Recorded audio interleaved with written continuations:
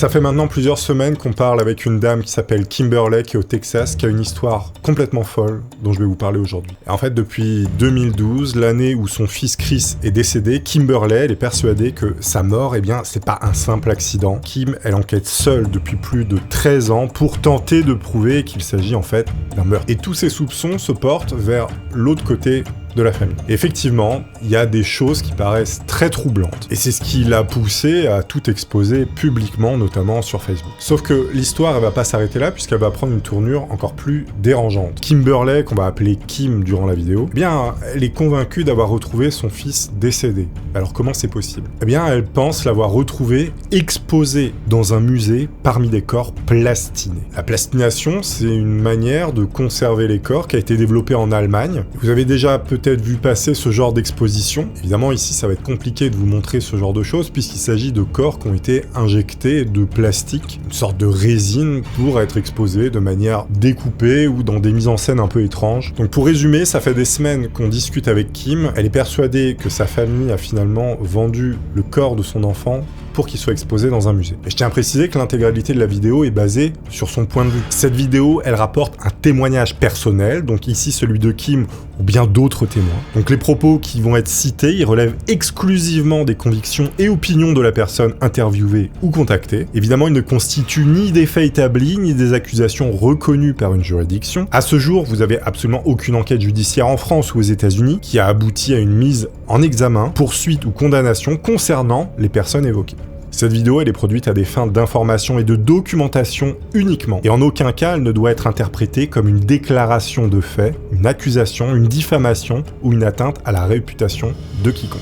Donc l'histoire que je vais vous raconter, elle est vue par le prisme de Kimberley et de tout ce qu'elle a trouvé. Comme toutes les histoires, pour bien comprendre ce qui s'est passé, il faut revenir au début, et donc à la naissance de Christopher, le fils de Kim. On est le 27 septembre 1989, Christopher, dit Chris, va voir le jour à Mesquite, qui est une ville qui est située en banlieue de Dallas, au Texas. Alors dès l'enfance, ce petit garçon, il a tout pour être heureux, il va attirer l'attention notamment par sa beauté, mais aussi par sa personnalité aimante et sa foi chrétienne très profonde. Alors pourtant, derrière les murs va se cacher une réalité familiale tourmentée. Ses deux parents, Kimberley et son père, vivent dans un climat de tension perpétuelle. Les disputes vont s'intensifier jusqu'à aboutir à leur séparation en 1993, alors que Chris va sur ses 4 ans. Le divorce, il est acté, et plus tard, Kim, elle obtient la garde exclusive de leur fils. Donc la vie de Chris, elle va se dérouler paisiblement jusqu'à à peu près ses 6 ans. Kim, elle raconte que tout va basculer lorsqu'un jour, le père va arriver accompagné d'une fausse ordonnance de garde et retire brusquement Chris de son école. Et durant les 6 mois qui vont suivre, Kim, elle va vivre dans l'angoisse, ignorant où se trouve son fils. Alors, en parallèle, le père de Chris et sa nouvelle épouse, puisqu'il a rencontré quelqu'un d'autre, ils vont déménager à Arlington et vont inscrire Chris dans une nouvelle école, notamment la G. Hill Elementary. Le père de Chris et sa nouvelle copine vont finir par se marier cette même année. Juste après, la directrice de la nouvelle école, qui s'appelle Barbara Reber, elle va contacter Kim et lui remet une lettre datée de 1995 et signée par la belle-mère de Chris, la nouvelle compagne du père de Chris. Et le contenu de cette lettre, il est assez choquant. La belle-mère, elle exige que l'école ne communique aucune information concernant Chris à sa mère, affirmant que Kim aurait déjà enlevé son fils par le passé, entre parenthèses. La directrice de cette école, elle aurait dit à Kim, à ce moment-là, « Je vois bien ce qu'ils essaient de faire, ce n'est pas correct. » Et pour appuyer leurs propos, Kim, elle va préciser que le père de Chris et sa belle-mère ont fourni une fausse décision de justice qui date de 1993. Donc ils auraient fabriqué un faux pour avoir l'exclusivité de Chris. Tout ça, évidemment, d'après Kimberley. Bon, les années, elles vont passer dans un climat qui est plutôt tendu, ça se passe pas très bien. Chris, il va vivre chez son père, sa belle-mère et les 2 enfants de sa belle-mère. Donc les 2 enfants qu'on appellera G et K, d'après le témoignage de Kimberley, G, il va incarner l'enfant roi. Il va bénéficier d'une liberté totale, il fait ce qu'il veut et quand il veut, et il est jamais rappelé à l'ordre, voilà, c'est vraiment l'enfant terrible. Il va passer son temps avec ses amis et il subit aucune autorité. Et à l'inverse, Chris, lui, il est systématiquement harcelé et sanctionné, parfois sans raison valable. Quant à la fille, eh bien, elle est plutôt discrète et farouche. Vous avez un autre personnage aussi important dans cette histoire qui est tout simplement la grand-mère de Chris, la grand-mère paternelle, donc la mère de son père. Eh bien, elle va rapporter que G, donc l'un des enfants de la belle-mère de Chris, il aurait pu apparemment abuser de Chris. La grand-mère, elle va en informer le père et la belle-mère. À ce moment-là, il n'y a aucune preuve qui vont être établies et ça va s'arrêter là. Kim avait précisé que chaque fois qu'elle essaie de parler franchement avec son fils de ce qui se passe chez son père, eh bien son père le menace d'aller au tribunal et lui ordonne d'arrêter d'aborder certains sujets avec leur fils. Alors toujours à 6 ans, Chris il va consulter un thérapeute et lui confie ses problèmes avec sa belle-mère. Le thérapeute il va en parler au père et Chris va se faire punir. À partir de ce moment-là, Chris il va plus du tout faire confiance au thérapeute puisque le thérapeute raconte ses histoires à son père.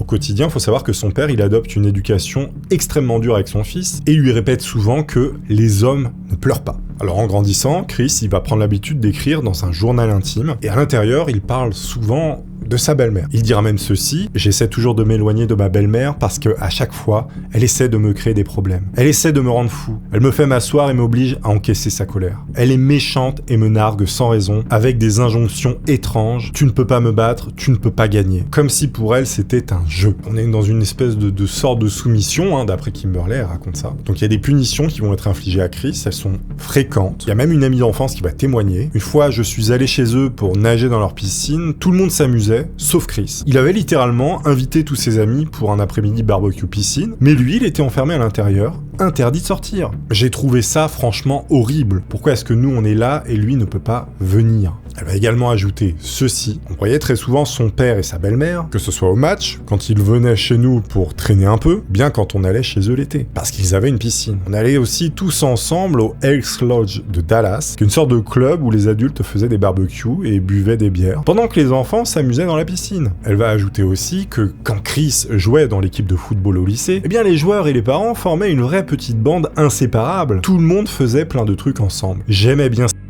Je le trouvais marrant. En revanche, sa belle-mère, je ne l'aimais pas du tout. Je la trouvais prétentieuse et désagréable. C'est comme ça que je la percevais à mes yeux d'enfant. Ceux qui en disaient des jalons. Fin de citation. À l'âge de 13 ans, Chris il va se trouver chez son père et sa belle-mère, et sa mère, Kim, va venir le chercher. Elle va raconter avoir découvert un incident qui venait de se produire. Notamment que G, donc l'un des enfants de sa belle-mère, aurait maintenu la tête de Chris sous l'eau dans la piscine pendant que Chris suppliait son père d'intervenir, mais son père rigolait. En larmes, il se serait précipité dans la cuisine et aurait attrapé un couteau en criant « Papa, pourquoi tu ne l'as pas arrêté? Il était en train de me noyer. » On est quand même sur un incident assez grave. Alors en 2005, alors que Chris a 15 ans, il va confier à sa mère être tombé amoureux, notamment de la mauvaise personne comme il dira, sans jamais dire de qui il s'agissait. Alors sa mère elle va penser qu'il est tombé amoureux de sa demi-sœur par alliance, la fameuse K, la fille de la belle-mère, mais aussi la sœur de G, je rappelle, qui a essayé de le noyer d'après Kim. Kim n'a jamais vraiment parlé à K, malgré toutes les années durant lesquelles Chris vivait chez son père avec l'autre famille. D'après Kim et des amis de Chris, sa belle famille aurait toujours mis K sur un piédestal, faisant énormément d'éloges sur elle. C'était en quelque sorte une petite reine. Quelque temps plus tard, Kimberley va raconter qu'une violente dispute va éclater entre Chris et son père. Alors, suite à ça, son père il va expulser Chris de chez lui. Son père il va avouer à Kim avoir mis les mains autour de la gorge de son fils et qu'il pouvait se visualiser en train de le supprimer comme il dira. Kim elle va préciser que Chris ne s'est pas battu et n'a pas cherché à se défendre contre son père ce jour-là. Après ça, Chris il va se réfugier chez sa mère et il va couper les ponts avec son père. À ce moment-là, la vie, elle va un peu se calmer, voilà, ça va redevenir un peu plus normal. Mais un beau jour, eh bien, le père de Chris va débarquer chez Kim et il va encore une fois prendre son fils de force. Alors, suite à ça, elle va raconter que le père de Chris va prendre une décision radicale sans même la consulter. Il va décider apparemment d'envoyer Chris à l'Excel Academy School, qui est un internat pour garçons à problème entre parenthèses, qui est situé à Conroe, tout ça au Texas. Alors cette école, elle a été fondée vers la fin des années 1990 et elle est rachetée par le groupe Aspen Education en 2001. Quelques années plus tard, cette institution, elle va fermer ses portes, engluée dans plusieurs controverses. Mais alors la question qu'on peut se poser, c'est pourquoi son père a envoyé Chris dans un tel établissement? Eh bien avec du recul, Kim va penser que la possible relation entre sa belle-sœur et Chris, elle pourrait être un élément déclencheur de l'altercation, cette fameuse altercation entre Chris et son père, suivi du placement dans cet internat. Kim, elle va manifester dès le début une grande inquiétude concernant cet internat parce que elle le sent pas très bien. Notamment parce qu'elle a entendu parler de rapports d'abus et de décès un peu mystérieux impliquant des jeunes pensionnaires. C'est un peu comme en France, l'affaire Chorale, je sais pas si vous vous souvenez de ce truc qui est complètement fou. Je crois que ça a jamais plus ou moins été élucidé. On avait retrouvé comme ça dans un internat, pour garçons à problème, soi-disant. Un garçon, je crois, enfin des trucs horribles, je peux pas trop en parler ici évidemment, mais c'est un peu le même délire.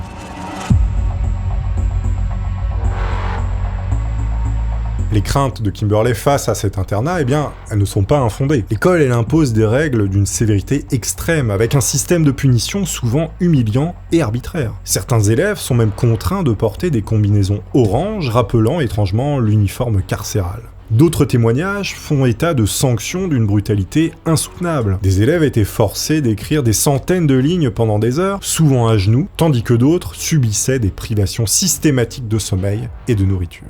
Certains auraient même enduré des sévices particulièrement avilisants, qui impliquaient l'utilisation de matières fécales et autres horreurs. Et c'est en 2008 que toute cette affaire va éclater au grand public. On va savoir ce qui se passe à l'intérieur de cet internat. C'est lorsqu'un adjoint du shérif en poste à l'académie va être accusé d'avoir menotté un élève pour une infraction mineure, tout ça avant de l'emmener à la prison du comté, où il aurait été maltraité par d'autres détenus. L'homme, il va finalement être condamné, révélant enfin les pratiques tolérées au sein de l'institution. D'après les recherches qui ont été menées par Kimberley, eh bien plus de 20 anciens étudiants du Texas Excel seraient décédés, dont 4 en 2017. On est le 7 novembre 2005 au tribunal du comté de Tarrant et il y a un avocat qui va demander à Kim de signer un papier. Ce contrat, ce papier, stipule qu'elle donne son accord pour que Chris reste 2 ans à la Texas Excel Academy. Sauf que Kim va refuser catégoriquement de signer ce contrat. Et à ce moment-là, on va l'inviter, apparemment d'après elle, à quitter le palais de justice immédiatement. Les 2 juges de l'affaire, qu'on appellera M et D, vont accorder finalement au père de Chris que Chris soit justement placé dans cette école. Sauf que l'inscription de Chris, elle va également comprendre des mesures drastiques. Sa mère va expliquer que, sur ordre formel de son père, toute communication entre elle et son fils est définitivement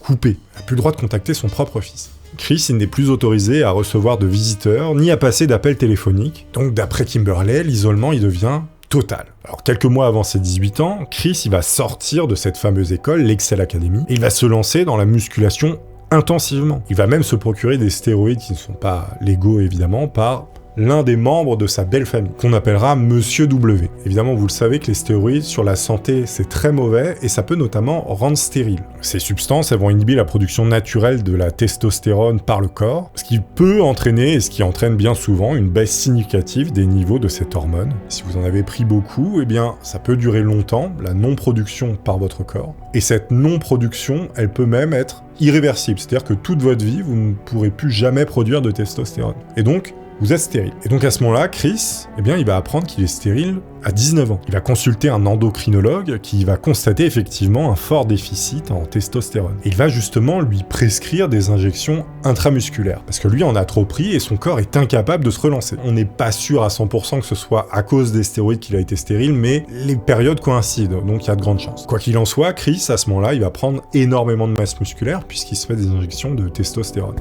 pour compenser.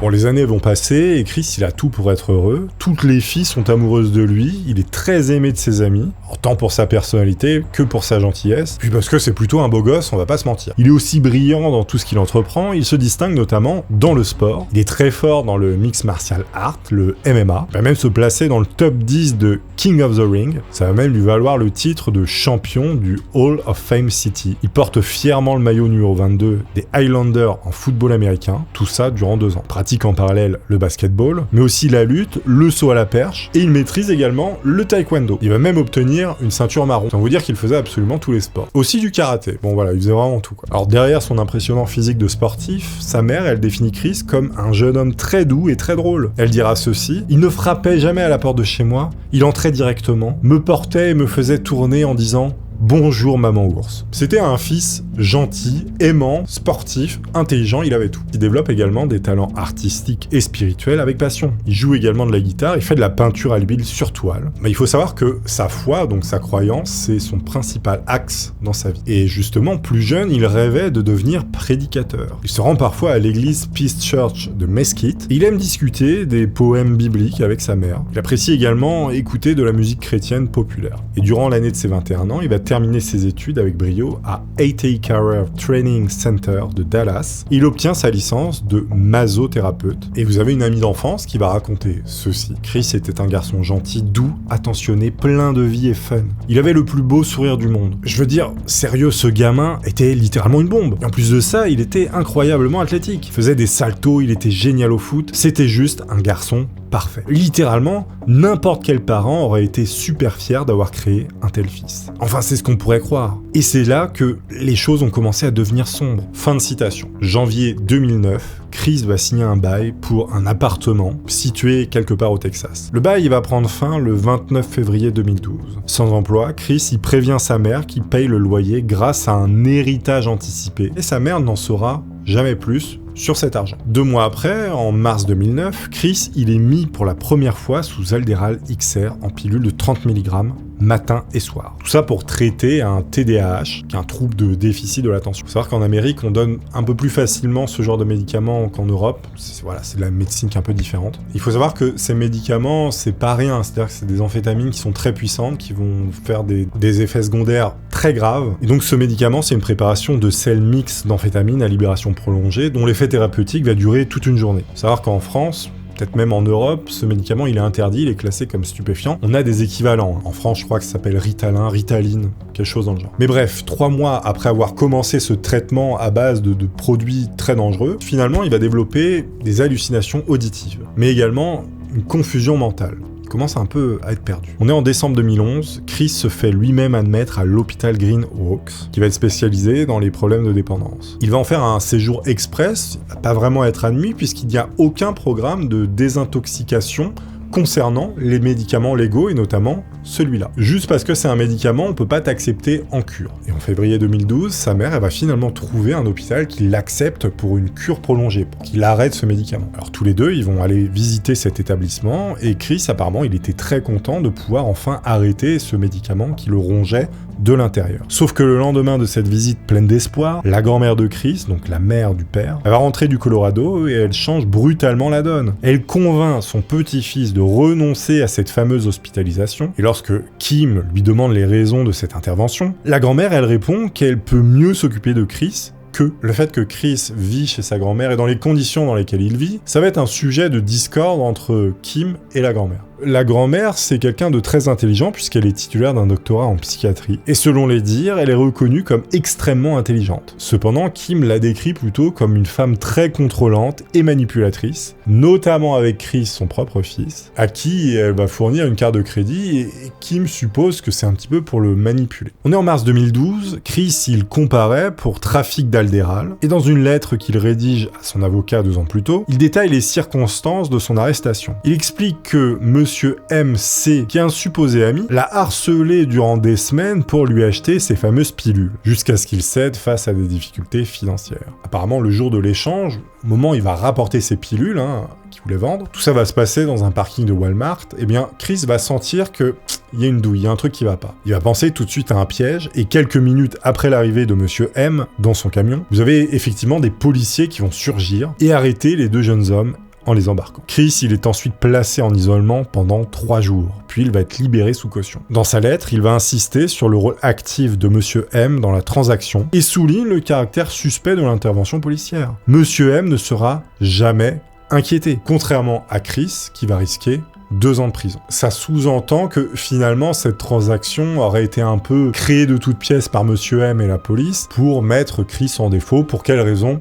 Je ne sais pas. Chris, il va même rigoler auprès de sa mère en disant qu'il est trop beau pour finir en prison. L'audience, elle est finalement reportée au 8 novembre 2012. Chris, il est de nouveau hospitalisé, mais cette fois-ci à l'hôpital de Millwood à Arlington. Et durant cette même période, Kim m'a raconté que sa grand-mère lui a déclaré « Je préférerais voir Chris mort plutôt que de le voir dans l'un de ces hôpitaux ». Début avril 2012, Kim, elle voit que son fils ne va pas bien, elle va le faire encore une fois hospitaliser à l'hôpital psychiatrique de Terrell. Alors contre toute attente, son père et la grand-mère vont la soutenir. Ils prétendent réaliser enfin que la situation est grave et qu'il faut que Chris se fasse soigner finalement. La grand-mère va même rédiger une lettre à l'hôpital dans laquelle elle décrit son petit-fils comme un étudiant brillant, sportif, sans antécédents psychiatriques, avant la prise de ce fameux Alderall, ce médicament. Effectivement, ce genre de médicament, ça peut tout simplement rendre fou, faut le savoir. À la fin du mois, alors que son fils est encore hospitalisé à l'hôpital l'hôpital de Terrell, Kim, la grand-mère et le père vont se mettre d'accord. À la sortie de Chris, il sera placé dans un hôpital résidentiel pour un suivi à long terme. Kim, elle insiste pour que la grand-mère arrête de lui fournir de l'argent afin de ne lui laisser aucune alternative. Parce qu'évidemment, si elle lui donne de l'argent, lui, il va pas bien, donc il peut peut-être faire n'importe quoi, il peut partir de l'hôpital et avec cet argent, il peut survivre. Donc il aura pas le choix de rester finalement dans l'hôpital. La grand-mère, elle va dire « Ok, je ne lui donne plus d'argent, comme ça, il sera contraint de rester à l'hôpital. » Et donc en parallèle, Kim, elle va aider à vider l'appartement de Chris à Garland. Tout ça, encore une fois, pour qu'il accepte un peu plus facilement d'être placé. Évidemment, tout ça, c'est pour son bien, c'est pour qu'il soit guéri. Le 19 juin 2012 va marquer un tournant positif et inattendu pour Chris, puisqu'à sa sortie d'hôpital psychiatrique de Terrell, il est enfin sevré de ce fameux médicament. Une étape importante vers la stabilisation va commencer. Faut savoir qu'en parallèle, il prenait aussi un autre médicament qui s'appelle du Zoloft, qui est un médicament contre la dépression, qui est assez puissant, mais aussi du Claritin pour certaines allergies. Sauf que là, Kim raconte qu'un problème va survenir, puisque la grand-mère de Chris va finalement vouloir ramener Chris chez elle. Et donc elle rompt sa promesse après Kimberly. Normalement, elle devait le laisser aller à l'hôpital, et bien finalement non. Évidemment, là, Kim, elle est anéanti. En parallèle, le père de Chris, il va prendre le pick-up de son fils, et selon Kim, il lui dit que c'est pour éviter que Chris ait un accident. À Chris, il va raconter que le véhicule est en panne. Alors pour Kim, c'était finalement un moyen de l'empêcher de quitter la maison, puisque déjà, le père raconte deux versions différentes. Le jour même du retour de Chris chez sa grand-mère, la grand-mère va appeler Kim, visiblement paniquée. Et elle dira ceci: « Chris menace de s'auto-supprimer. Penses-tu qu'on devrait appeler la police? Peux-tu le faire à ma place? S'il m'entend, il risque de s'enfuir. » Là, Kim, elle reçoit cet appel et elle comprend pas parce qu'en 20 ans, elle a jamais reçu un tel appel de la grand-mère. C'est-à-dire que la grand-mère, elle gérait tous ces trucs de son côté et là, elle trouve ça quand même très bizarre. Pourquoi elle viendrait lui demander d'appeler la police alors qu'elle peut le faire? Enfin, il y a un truc qui est étrange. Kim, évidemment, dans la panique, elle va demander de parler à son fils, mais la ligne, elle va se couper. La grand-mère va ensuite rappeler pas longtemps après, et elle dira « Il a dit qu'il ne voulait pas te parler, il a raccroché et s'est enfui. » Et donc là, évidemment, Kimberly, elle est très inquiète, puisque la grand-mère, elle vient de dire un truc de fou, comme quoi le fils voulait s'auto-supprimer. Par précaution, ce que va faire Kim, c'est qu'elle va appeler la police pour raconter tout ça. Et donc à ce moment-là, la police va arriver chez la grand-mère, et eux s'attendent à découvrir un homme en crise. Et à leur surprise, ils vont trouver Chris en train de jouer calmement de la guitare dans sa chambre. Ils vont lui demander de poser l'instrument et de sortir dans la cour. Chris va s'exécuter, il va nier fermement les accusations de menaces de autosuppression qui lui ont été reprochées. Alors devant son calme apparent et son comportement normal, les policiers ils commencent à douter de la nécessité de leur intervention, comme si finalement la grand-mère aurait tout inventé. Mais alors pourquoi? Finalement, ils vont lui demander de se retourner et de mettre les mains dans le dos, sauf qu'à ce moment-là, Chris, il va s'enfuir en courant. Vous avez plusieurs agents qui vont le poursuivre, il va être tasé 2 fois, le premier choc électrique va être sans effet, mais le second le fait tomber et vomir. À ce moment-là, il va être réinterné de force dans un hôpital, tout ça durant 21 jours. Les soignants vont lui redonner l'Aldéral, donc ce médicament qu'il avait arrêté, pour lequel il s'était sevré, et on va également lui administrer 12 séances de choc électrique, les électrochocs, voilà, ça se fait, faut le savoir. Évidemment, Chris, il est furieux contre sa mère à ce moment-là, et selon Kim, la grand-mère l'aurait monté contre elle en lui faisant croire qu'elle était à l'origine de l'appel de la police. Tout ça dans le but de le nuire. Kimberly, elle a toujours dit à Chris qu'il pouvait venir vivre avec elle quand il le souhaitait. Et Chris, il sait aussi que sa mère, elle tient fermement à une hospitalisation de longue durée, afin qu'on comprenne ce qui lui arrive. À l'inverse, la grand-mère, elle semble encourager Chris à éviter les hospitalisations et à rester plutôt chez elle. Quelques semaines après cette dernière hospitalisation, Chris, il va retourner vivre chez sa grand-mère. Kim raconte qu'un soir, le père l'a appelé en lui disant « Chris reparle de s'auto-supprimer ». Kim, à ce moment-là, elle va être surprise, elle dit « Mais pourquoi t'as pas appelé le 911 ? Pourquoi t'as pas appelé directement les secours plutôt que de m'appeler moi ? C'est bizarre de me prévenir moi. » Et donc le père, à ce moment-là, il va expliquer qu'il est de garde à la caserne et que si la grand-mère passe l'appel, eh bien Chris risque de l'entendre et de s'enfuir. Kimberly, à ce moment-là, est très perplexe, elle se demande « Mais c'est bizarre, encore une fois, ils m'appellent moi, ils appellent pas les secours. » Et donc le père, il va insister, il dira ceci, pour que la police intervienne, il faut dire exactement ceci. Et donc à ce moment-là, il va dicter à Kim un discours précis, rempli de jargon de pompier. Kim, elle va noter soigneusement toutes ses instructions, et elle va contacter ensuite la police de Midlothian. Elle répète mot pour mot ce que le père lui a transmis, et peu après, Chris, il est de nouveau emmené par les autorités. Après ça, Kim, elle va demander les enregistrements audio téléphoniques qu'elle a passés, justement, mais jamais on va lui transmettre, on va tout lui refuser. Alors durant cette période de chaos, eh bien Kim, elle est convaincue que la grand-mère et le père persuadent Chris qu'elle est la cause de ses ennuis et qu'il doit couper tout contact avec elle. Chris, il va commencer à montrer des signes de stress extrêmement intenses. Sa mère, de son côté, se retrouve complètement exclue, incapable de savoir ce qui arrive réellement à son fils. À sa sortie de l'hôpital, la grand-mère, elle semble de nouveau inciter Chris à venir chez elle, toujours contre la volonté expresse de sa mère. À partir de ce moment-là, Kim va raconter que la grand-mère répète chaque jour à son entourage, également à la nouvelle petite amie de Chris que voici, qu'elle garde Chris sous surveillance anti-suppression. En fait, elle veut le garder près d'elle pour éviter qu'il se fasse une bêtise. On est le 6 août 2012 et il y a un juge qui va ordonner une expertise psychiatrique afin d'évaluer la santé mentale de Chris en vue d'une possible hospitalisation concernant l'affaire du trafic ces fameuses pilules. Alors ce même jour, la grand-mère elle va ajouter sa carte bancaire se terminant par 4101 à son compte Amazon. Et cette information, elle est extrêmement importante pour la suite des événements, vous allez comprendre. À ce moment-là, l'atmosphère elle va devenir de plus en plus oppressante. Et avant de s'installer chez sa grand-mère, Chris il va perdre son téléphone. Et donc, le téléphone de sa grand-mère sera son seul moyen de communication. Kim elle va raconter que tous les échanges, donc les SMS, les appels, mais aussi les messages Facebook, ils vont être filtrés ou bloqués, notamment par la grand-mère, et que le contrôle de cette grand-mère sur son petit-fils, il devient alors absolu. Kim va également raconter que le 22 septembre 2012, elle va tenter d'organiser l'anniversaire de son fils. Sauf que la grand-mère va lui répondre froidement qu'il ne veut pas et qu'il n'est pas en état de recevoir de visite. La grand-mère, d'après Kim, va répondre à la place de Chris. À ce moment-là, Kim, elle va envoyer à son fils sur Facebook « Nous sommes inquiets, nous arrivons ». Et elle va envoyer ce même message également à la grand-mère. 27 septembre 2012, Kim et sa fille Megan, parce que Chris avait une sœur, vont rendre visite à l'improviste, à Chris, pour son anniversaire, et vont le trouver méconnaissable. Parce qu'autrefois, il était rayonnant de santé et de vitalité, maintenant il apparaît très pâle, le teint grisâtre, avec des yeux profondément cernés, on sent que quelque chose ne va pas. Et c'est justement, malheureusement, la dernière fois que Kim et sa sœur verront Chris vivant.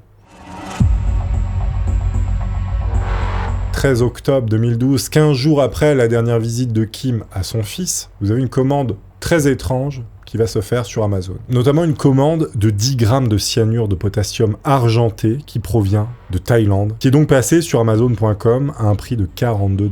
Vous avez une confirmation de commande qui est envoyée pour une livraison prévue chez la grand-mère. 14 octobre 2012, donc le lendemain, je vous rappelle que c'est la grand-mère qui a le seul téléphone qui permet à Chris de communiquer vers l'extérieur, et donc même les appels de sa petite amie, ils proviennent de ce téléphone-là. Moi, ils arrivent sur ce téléphone avant d'arriver vers Chris. Mais entre les deux, il y a la grand-mère. Et donc Chris, il dira ceci: « Je ne pense pas que ma grand-mère me prévienne à chaque fois que tu appelles parce que je pense à toi tout le temps. » Donc là, il parle de sa petite amie. Il dit en gros, ma grand-mère filtre probablement les appels que tu essayes de me passer. Comme si, d'après Kim, la grand-mère essayait encore une fois de l'écarter du monde. Donc le 16 octobre 2012, Chris va comparaître au tribunal à 9h du matin pour sa première inculpation, qui est liée à ce fameux trafic de pilules. Et donc l'avocat de Chris, il va indiquer à Kim que la juge, elle a l'intention d'abandonner les charges et de le faire hospitaliser suite à l'analyse psychiatrique. On est le 20 octobre 2012, Chris a publié sur Facebook un message très inquiétant. « Je sais que Dieu m'a dit que ma fin arrivait cette année. Il n'y a rien que je puisse faire pour changer cela. Dieu m'a donné il y a 3 ans la chance de faire et d'exprimer toutes les choses que je voulais faire avant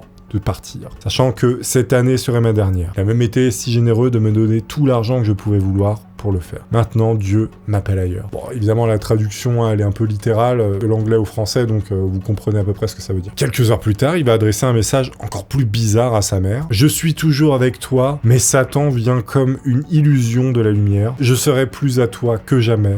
Et le vrai amour ne finit pas. » On est le 23 octobre 2012. Kim, elle reçoit un message de Rachel, la petite amie de Chris. Rachel dira « J'ai vu Chris hier soir. » Sa mère va répondre « Waouh, super, mais alors comment ça s'est passé ?» La petite amie répond « Eh bien c'était bien, mais il était tellement différent. Il n'était pas comme ça il y a un mois. Je ne comprends pas trop ce qui se passe. Je viens de l'appeler, il m'a dit qu'il était en train de parler avec sa grand-mère et qu'il me rappellerait plus tard. C'est quoi ce délire ?» Donc là, la petite amie de Chris, elle va appeler Kim et elle va lui dire que finalement son fils, il est en train de reprendre ses pilules d'Aldéral qu'il avait arrêtées. Elle va également lui révéler qu'il a brièvement parlé d'un achat de cyanure et d'un pacte de mort conclu avec sa grand-mère. Tout ça d'après Kimberly. Il raconte ça. Mais ce n'est pas tout. Quand elle l'a vu, Chris s'est plaint de cloques douloureuses sous la langue, mais pas que. Il était extrêmement fatigué, de la nausée, des vomissements, confusion mentale, également un état dépressif profond. Il a dit qu'il se sentait si mal qu'il avait consulté son médecin quelques jours plus tôt. Alors le médecin, il pensait à une forte carence en vitamine B12 et il lui a prescrit une cure avant de le renvoyer chez lui, avec pour consigne de se reposer. Voilà. On sentait qu'il y avait quand même une certaine décrépitude. Après l'appel de Rachel, Kim avait raconté avoir contacté immédiatement la grand-mère pour lui demander si Chris avait accès à ses médicaments. Et la réponse de la grand-mère aurait été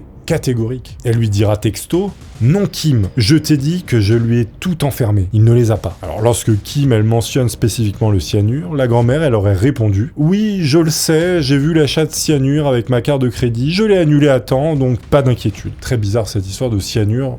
On comprend pas tout. 24 octobre 2012, la petite amie de Chris va écrire à Kim. Est-ce que tu as dit quelque chose à la grand-mère ou à Chris? Parce qu'il ne me parle plus. J'ai envoyé un texto et la grand-mère, elle répond d'habitude. Mais je lui ai écrit hier et aujourd'hui, toujours rien. Je pense qu'ils savent que je t'ai raconté toutes ces choses parce que maintenant, ils ne me répondent plus du tout. Ils m'appelaient beaucoup la semaine dernière, mais plus maintenant. À ce moment-là, Kim, elle va lui répondre. La grand-mère ne l'aide pas. Elle l'aide à se supprimer. Elle le dissuade de toute forme d'aide. Donc là, Kimberly, la maman de Chris, est persuadée que la grand-mère, elle est dans une volonté, finalement, supprimer le fils. Et effectivement, en parallèle, Chris ne répond ni à sa mère, ni à sa petite amie.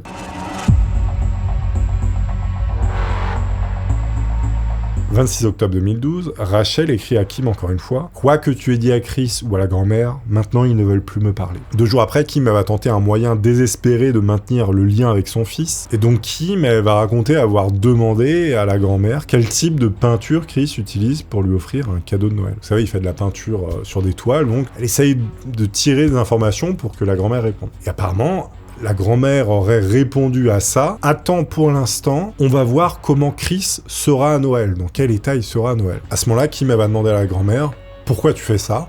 Pas de réponse de la grand-mère. Elle va continuer, elle va dire « Parce que tu sais qu'il ne sera plus là à Noël. » Aucune réponse de la grand-mère, encore une fois. Elle va redemander « Pourquoi tu fais ça ?» à la grand-mère. Toujours aucune réponse. La grand-mère reste muette à toutes les questions de Kim. Évidemment, Kimberly à ce moment-là, elle va être prise de panique, elle va envoyer un message père de Chris. Pour elle, la grand-mère, elle veut réellement supprimer Chris. Elle va supplier son ex-mari d'aller vérifier la situation. Et elle appelle également la belle-mère de Chris, donc la nouvelle femme du père, et elle va lui laisser un message vocal très explicite. Elle va vraiment aller droit au but. Et figurez-vous que ni le père, ni la belle-mère ne vont répondre aux appels à l'aide de Kim. On est le 29 octobre 2012, la commande de cyanure arrive finalement chez la grand-mère. Elle n'a jamais finalement été annulé. Le lendemain, dans un dernier appel au secours, Kim elle va envoyer un message au père. Et elle dira ceci: sa grand-mère encourage sa mort. Si elle voulait qu'il aille mieux, alors pourquoi m'empêche-t-elle de l'aider? Qu'est-ce qui se passe là-bas avec ta mère? Évidemment, aucune réponse, ni de l'un ni de l'autre. Kim avait envoyé un message via Facebook à Chris, lui demandant comment il allait et s'il voulait se joindre à elle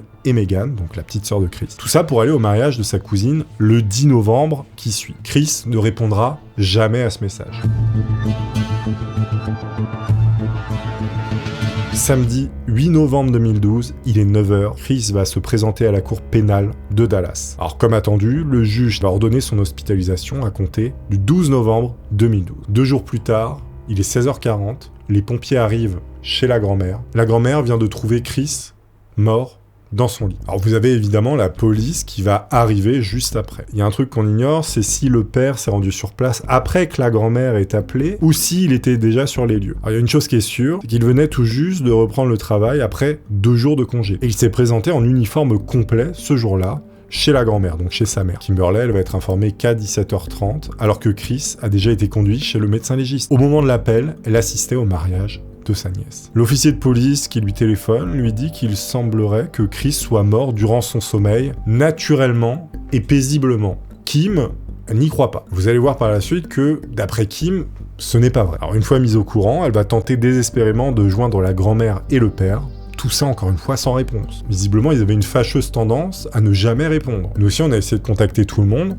Personne ne nous a jamais répondu. Ne serait-ce que pour avoir un point de vue, puisque Kim, depuis 2012, publiquement, elle les accuse des pires choses, et personne ne réagit. Donc ça aurait été bien d'avoir leur point de vue aussi, mais visiblement, personne ne veut répondre. Née le 12 novembre 2012, la grand-mère va faire une déposition sous serment à l'officier de police Monsieur D. Dans cette déclaration, il y aura ceci. Chris est allé se coucher vers 21h30 ou 22h le vendredi 9 novembre. C'était une journée normale. Il passait aussi du temps à chercher des informations religieuses sur Internet. Il a dit « Bonne nuit grand-mère, je t'aime, je te verrai demain matin ». C'était absolument comme d'habitude. Depuis que Chris était dépressif, il n'était pas rare pour lui de dormir pendant 24 heures d'affilée, notamment à cause des médicaments. Le samedi 10 novembre était une très belle journée ensoleillée. J'ai essayé de le réveiller en frappant à sa porte pour qu'on aille marcher ensemble. Il ne s'est pas levé, alors j'ai de nouveau frappé, puis je suis entré, et c'est là que je l'ai trouvé étendu, paisiblement. Il était mort, mais semblait si paisible. Fin de déclaration de la grand-mère à la police. Bon, la grand-mère, elle finit par répondre à un SMS de Kimberley qui lui demande comment finalement il est décédé, et la grand-mère, elle répond qu'il est mort naturellement et paisiblement. On est 3 jours après la mort de Chris, et son père va sortir enfin de son silence. Parce qu'il va envoyer un message justement à Kim qui est sans ambiguïté. Kim, Christopher est mort, naturellement et paisiblement, dans son sommeil. Je suis allé voir Christopher 2 jours avant sa mort. Christopher et moi avons fait une longue promenade et avons eu une longue conversation. Il est dans un meilleur endroit maintenant. Plus rien ne nous lie, toi et moi, dans ce monde désormais. C'est fait. C'est la dernière fois que Kim parlera au père de Chris, donc à son ex-mari. Sauf qu'à ce moment-là, la mère de Chris, elle va constater des incohérences dans ce qui s'est passé assez rapidement. Alors pour commencer, la grand-mère, elle prétend avoir vu Chris pour la dernière fois le vendredi soir à 22h, avant de le retrouver mort le lendemain, après 16h. Pourtant, la grand-mère n'avait cessé de marteler qu'elle le surveillait de près pour empêcher qu'il se supprime. Et pour Kim, elle est loin d'avoir été aussi vigilante qu'elle le prétendait. Ensuite, Kim, elle va constater que le père de Chris s'est créé un LinkedIn directement, quasiment le jour même du décès de son fils. Ce qui est une activité qu'elle va juger relativement bizarre alors que son fils vient de disparaître. Pour terminer, la grand-mère et le père, mais aussi l'officier de police qui a prévenu Kim, ont tous les trois utilisé les mêmes termes pour décrire la mort de Chris. Naturellement et paisiblement. Le rapport de police, il va indiquer que le père, il a été autorisé à rester dans la chambre où Chris a été retrouvé pendant que la police et d'autres intervenants allaient et venaient jusqu'à ce que le corps soit placé dans un sac mortuaire et amené au médecin légiste. L'autopsie, elle va révéler que le corps est décédé entre 6h et 24h avant le début de l'autopsie qui a commencé à 8h30 le matin suivant la découverte. Évidemment, cette fenêtre qui est beaucoup trop large, ça va compliquer l'enquête, du moins la reconstitution des événements. L'autopsie, elle va être menée par le docteur William McLean qui va montrer que Chris présente une malformation coronarienne qui est très rare. Son artère coronaire droite, au lieu d'être constituée d'un seul vaisseau principal, mais elle se divise en 3 petites ouvertures appelées des ostias. Cette particularité congénitale, elle réduit le flux sanguin vers certaines parties du cœur, ce qui crée un risque accru de complications cardiaques en cas de fort stress par exemple. Il distingue aussi une déchirure de l'aorte. Du sang est passé dans le tissu qui entoure l'aorte à l'extérieur, ce qui crée une poche de sang visible près de la clavicule gauche de Chris. La conclusion du premier certificat, il va déterminer un arrêt cardiaque qui est dû à la malformation coronarienne rare comme facteur déclenchant. Cette explication, elle semble plausible compte tenu de l'absence apparente de blessures externes létales. L'autopsie et l'investigation n'ont révélé aucune preuve de blessure ou d'implication définitive par une autre personne. Pourtant, d'après Kimberley, ces conclusions ne sont pas bonnes. Le 11 novembre, donc un jour après la mort de Chris, le père il va croiser une amie d'enfance qu'il partage avec Kim. Lorsqu'elle lui demande des détails sur les obsèques parce qu'elle aimerait bien peut-être passer, eh bien le père va répondre qu'il n'y en aura pas. Il n'y en aura pas car Chris n'avait pas d'amis de toute façon. Alors cette réponse elle surprend parce que Chris avait beaucoup d'amis. Alors en parallèle, la mère de Kim, donc la grand-mère maternelle de Chris, elle va appeler la grand-mère paternelle chez qui Chris vivait, tout ça pour organiser les obsèques au funérarium. Elle va lui expliquer qu'elle et son mari veulent prendre en charge la totalité des frais. Sauf que la conversation, elle va prendre une tournure très bizarre lorsque la grand-mère chez qui Chris vivait, j'ai promis à Chris que je ne laisserai pas le fardeau de ses funérailles reposer sur ses parents. J'ai promis que je paierai tout. Donc elle veut prendre tout en charge et tout gérer. Alors quoi qu'il en soit, la réalité c'est qu'il n'y aura absolument aucune cérémonie. Kim a expliqué que la grand-mère, elle décide unilatéralement que les funérailles ne seront pas commémoratives. Et elle va choisir l'option la plus rapide et la moins coûteuse concernant les obsèques. Et justement, on a le dossier des obsèques que Kimberley nous a donné. Elle va choisir la prestation, la plus basse. Quelques jours seulement après le décès de Chris, la grand-mère, elle demande au salon funéraire de supprimer de leur site les informations commémoratives que Kim venait tout juste de publier. Notamment, elle avait laissé apparemment ce message et la grand-mère a demandé à ce qu'il soit supprimé. Veuillez vous joindre à nous pour un service commémoratif afin de célébrer la vie de Chris le lundi 3 décembre 2012 à 11h. Le service aura lieu à l'église Gateway et un repas sera servi après le service. Alors vu que c'est la grand-mère qui a payé l'intégralité des obsèques, eh bien elle a le contrôle total, c'est-à-dire si elle veut supprimer des messages, elle le fait. Alors Kim va utiliser également la page Facebook de Chris pour partager les informations commémoratives. Mais ces messages vont disparaître également. Par ailleurs, quand la sœur de Chris lui envoie un message privé pour exprimer sa peine, elle découvre avec horreur que quelqu'un l'a lu. Donc la sœur envoie des messages sur le Facebook de son frère qui vient de décéder. Comme ça, vous avez l'impression de parler finalement au proche qui a disparu. Et elle voit que les messages s'ouvrent. Et c'est pas Kim qui les ouvre. Donc on peut se demander qui c'est.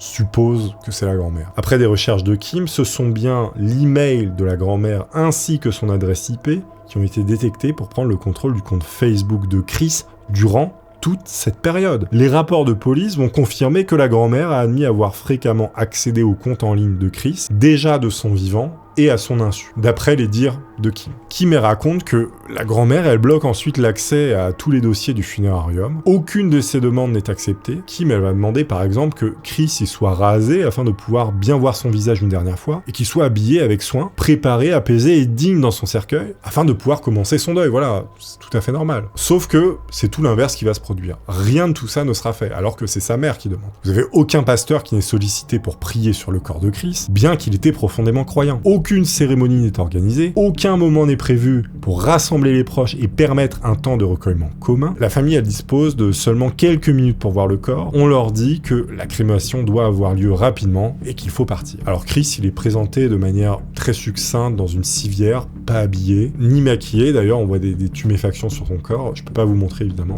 Il est simplement recouvert d'une couverture jusqu'au cou. On voit également l'incision de l'autopsie qui est béante et qui est encore même sanguinolente, comme dira sa mère. Elle s'étend d'une oreille à l'autre en passant par l'arrière du crâne. Évidemment, la sœur de Chris, mais aussi sa mère, ne s'attendait pas à voir une telle chose. Pour Kim, ce qui s'est produit, ça ne relève ni de l'erreur ni de la négligence. Pour elle, c'était planifié, délibéré et soigneusement exécuté. D'après elle, le corps de son fils devait tout simplement disparaître vite et bien. Lorsque le père va se présenter aux pompes funèbres pour signer l'autorisation de crémation, la directrice du funérarium va lui proposer de voir Chris une dernière fois dans la pièce d'à côté, sauf qu'apparemment, le père aurait tout simplement refusé de voir son fils une dernière fois, et il serait parti en signant les papiers. Ce qui va même laisser la directrice du funérarium très perplexe. À ce moment-là, Kim, évidemment, elle est un peu désemparée, elle a souhaité un enterrement. Elle finit, elle aussi, par signer l'accord de crémation malgré tout, respectant ainsi les volontés testamentaires de son fils. Pourtant, elle se méfie des pompes funèbres. Elle se sent pressée, poussée à autoriser rapidement la crémation de son fils. Elle va être un petit peu inquiète par toute cette précipitation, cette organisation qu'elle trouve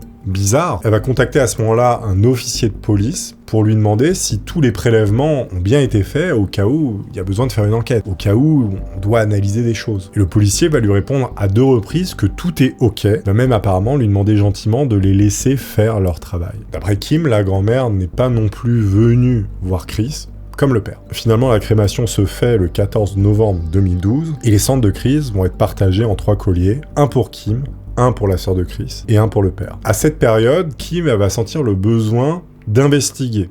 Elle sent que quelque chose ne va pas. Elle va rendre visite au chef adjoint des pompiers de la ville dans laquelle le père travaillait, et il va lui dire que le jour du décès de Chris, le père a appelé son supérieur pour lui demander 3 jours de congé suite à, justement, au décès de son fils. Il aurait également demandé, de façon très claire, de garder le silence à ce sujet auprès des collègues. Effectivement, lorsque Kim va échanger avec des collègues du père, tout ça 8 mois plus tard, la surprise elle est assez grande parce que même 8 mois après, vous n'avez aucun collègue qui était au courant que Chris était parti. Sachant que c'est pas des grosses casernes, c'était des groupes de quelques personnes qui bossaient ensemble depuis beaucoup d'années, donc ils se connaissaient bien, ils étaient amis. Le père a préféré garder ça pour lui.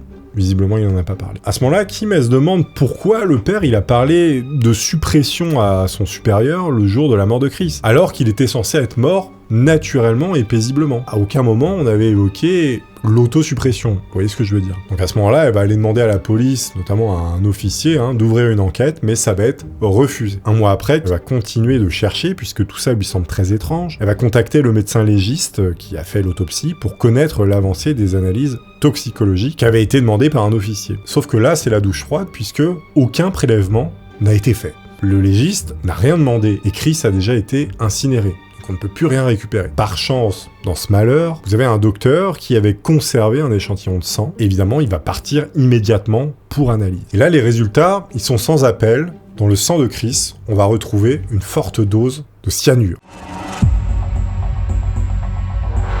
Le légiste se trouve désormais confronté à un dilemme complexe. D'un côté, vous avez cette fameuse malformation coronarienne que Chris avait, et les signes d'infarctus qui suggèrent une cause cardiaque. Mais de l'autre côté, vous avez la présence de cyanure à dose hautement toxique dans le sang, qui indique clairement qu'il y a eu un empoisonnement. Donc finalement, la grande question que maintenant tout le monde se pose, c'est: mais de quoi est mort Chris? Alors par téléphone, le légiste il va indiquer à Kim que Chris a subi une première crise cardiaque le 8 novembre, notamment à cause de l'aorte qui était déchirée près de la région de la clavicule, suivie d'une seconde crise cardiaque un jour plus tard. Il ajoute que Chris a enduré une agonie prolongée et atroce qui a visiblement duré entre 6 heures et 12 heures après la seconde crise cardiaque. L'exact contraire d'une mort naturelle et paisible, comme on a répété à Kim plusieurs fois. Alors par ailleurs, le légiste a noté la présence, au niveau du cœur, d'une zone évoquant un infarctus du myocarde ancien. Vous savez, du tissu cardiaque qui présentait des lésions causées par un manque de circulation sanguine. Le certificat de décès, il va être modifié. Dessus, on va pouvoir lire empoisonnement au cyanure par des moyens indéterminés, avec comme cause secondaire malformation coronarienne congénitale. Malgré les zones d'ombre, Kim, elle est désormais sûre d'une chose, que son fils a souffert durant près de 2 jours de manière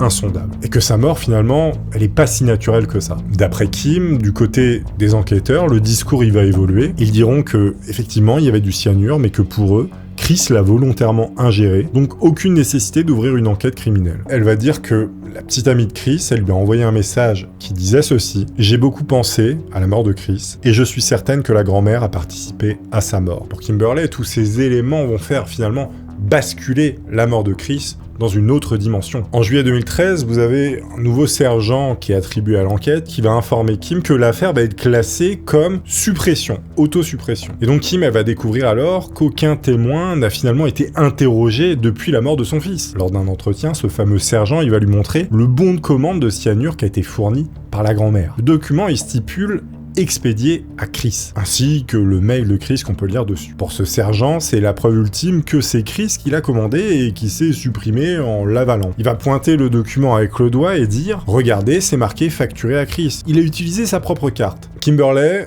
elle y croit pas du tout. Elle va dire comment Chris aurait-il pu orchestrer sa propre mort alors qu'il consultait un médecin pour retrouver la santé. S'il avait vraiment voulu s'auto-supprimer, pourquoi opter pour un empoisonnement au cyanure qui est lent et d'une douleur insoutenable? Et surtout, pourquoi aucune trace de cyanure n'a été découverte sur les lieux? Donc, juste après la mort de son fils, Kim elle a demandé à ce que les relevés de carte bancaire de la grand-mère soient saisis et examinés. Elle va indiquer que la police lui avait assuré que ce serait le cas, mais rien n'a été fait. Donc, de retour chez elle, elle appelle immédiatement Amazon. Le service client va lui confirmer que l'achat a été fait avec une Mastercard qui finit par le numéro 4101 et qui appartient à la grand-mère. Le service lui indique aussi que la confirmation de commande et la preuve de livraison, elle a été envoyée sur le mail de la grand-mère et non pas sur celui de Chris. Le document qui a été fourni, il semble donc être falsifié d'après Kimberly. À ce moment-là, Kim elle va transmettre ces informations directement à la police, notamment au sergent, au nouveau sergent qui était en charge. Elle lui envoie un mail avec ça. Elle obtient évidemment aucune réponse, elle le relance des semaines plus tard. Il va finir par répondre ceci: « Oui, j'ai bien reçu votre mail, c'est une bonne info, je vais regarder ça. » Durant cette période, le sergent il va accepter d'examiner les photos de la scène pour comprendre comment Chris aurait pu finalement ingérer ce cyanure. Il y remarque une bouteille de Gatorade, qui est une boisson énergétique pour sportifs. Et d'ailleurs, le légiste dira plus tard au sergent qu'elle a probablement été utilisée pour administrer le cyanure. Le gros problème, c'est que l'officier qui était en charge de l'affaire juste avant, il n'a jamais saisi cette bouteille, donc on ne sait pas si dedans il y avait du cyanure. Et d'ailleurs, il n'a saisi aucune autre pièce à conviction. Rien. Le 31 juillet 2013, l'affaire elle piétine toujours et le sergent, il va déclarer à Kim par email avoir pris des dispositions pour rencontrer la petite amie de Chris. Et pourtant, le 1er septembre 2013, Rachel, donc la petite amie, elle écrit à Kim « J'ai essayé de contacter la police pour fixer un autre entretien, mais il ne me rappelle pas. » Le lendemain, elle va même ajouter « L'officier principal m'a contacté une seule fois, et quand j'ai tenté de le rappeler, il ne m'a jamais répondu. » Donc d'un côté, vous avez la police, d'après Kimberly, qui dit qu'il va contacter la petite amie de Chris, et de l'autre côté, vous avez la petite amie de Chris qui dit que la police, finalement, ne l'a jamais contacté, voire qu'elle s'est faite esquiver par la police, littéralement. Bon, 9 mois après la mort de Chris, et connaissant la présence de cyanure, ni le père, ni la grand-mère, ni la petite amie de Chris, ni aucun autre proche ou témoin potentiel n'a été interrogés, ne sont pas interrogés parce qu'aucune enquête n'est ouverte finalement. Quant aux pompiers, eh bien leur audition a été maintes fois reportée, jusqu'à être tout simplement abandonnée. Et ce, malgré le protocole qui préconise des interrogatoires dans les 24 ou 48 heures suivant les faits. Le 1er avril 2013, Kim va adresser un long email au chef de la police. Elle va préciser ne pas déposer plainte contre les enquêteurs, mais pointe directement l'officier en charge qu'elle accuse de grave négligence et de faute professionnelle, parce qu'il n'a pas récupéré justement de preuves sur place, de pièces à conviction. Durant les 10 années suivantes, elle se bat d'arrache-pied pour obtenir le dossier complet de la procédure d'enquête. Elle finit par le recevoir, mais elle va être stupéfaite de ce qu'elle trouve dedans. Elle va découvrir plusieurs lettres qui ont été remises à l'officier en charge, notamment par la grand-mère et par le père, qui auraient prétendument été écrites par Chris, de la main de Chris. Notamment ce testament que vous pouvez voir ici, mais aussi 2 mots d'amour. Ça, c'est un email que la grand-mère a envoyé à la police. Vous n'avez aucune comparaison d'écriture qui a été faite par la police, donc ces lettres d'autosuppression qui ont été écrites soi-disant de la main de Chris, la police a cru sur parole que ça avait bien été écrit par lui. Et donc Kimberly, justement, la mère de Chris, elle remet ça en cause. Elle a un doute. Kim, elle tombe d'encore plus haut lorsqu'elle découvre dans le rapport une lettre qui est datée du 21 avril 2012, dans laquelle le père et Kim elle-même stipulent que Chris a déjà tenté de se supprimer. Qu'il avait acheté un fusil pour faire ça, et qu'il a tenté même une overdose de médicaments, ou encore qu'il a laissé des messages morbides dans son appartement de Garland. Des lettres qui laissaient entrevoir malheureusement une fin sinistre. Le gros problème dans tout ça, c'est que Kim prétend qu'elle n'a jamais vu ou signé ces documents. Et pourtant, on affirme qu'elle les a signés. Par ailleurs, le rapport il va indiquer que le 8 juin 2013, le père il s'est rendu au poste de police, tout ça pour parler au sergent en charge. Et il lui aurait déclaré « Je ne savais pas que Chris pensait se supprimer ». Une affirmation qui pour Kim pose question, sachant qu'il a écrit et fourni cette lettre expliquant la volonté de Chris de se supprimer, et qu'il a été le premier à parler de suppression durant les premières heures auprès de son chef adjoint chez les pompiers. Donc il y a quelque chose qui va pas. Tu peux pas dire « non, je ne savais pas » et derrière, voilà, t'en as parlé plein de fois et tu le savais. Donc c'est un peu étrange. Kim, à ce moment-là, elle va solliciter l'aide d'une dame qui est experte en justice pénale. Elle va faire appel à Monsieur K, qui est un analyste en écriture qui est basé en Géorgie. Kim va donner à cet expert en écriture plusieurs échantillons de l'écriture de Chris, comme celui-là que vous voyez à l'écran. Et voici le verdict de l'expert. Je ne pense pas professionnellement qu'elle ait été signée par Kim Smith. Cependant, je suggère que le père a pu signer ce document car il présente plusieurs caractéristiques similaires, y compris la même inclinaison dans certaines parties de la signature, ainsi que les mêmes caractéristiques dans certaines lettres. L'expert va ajouter également, en ce qui concerne toutes ces lettres qui portent ces numéros, je ne peux pas affirmer avec certitude que ces lettres ont été écrites par Chris. Il existe plusieurs différences qui me portent à croire que ces documents ont pu être altérés ou écrits par un autre individu.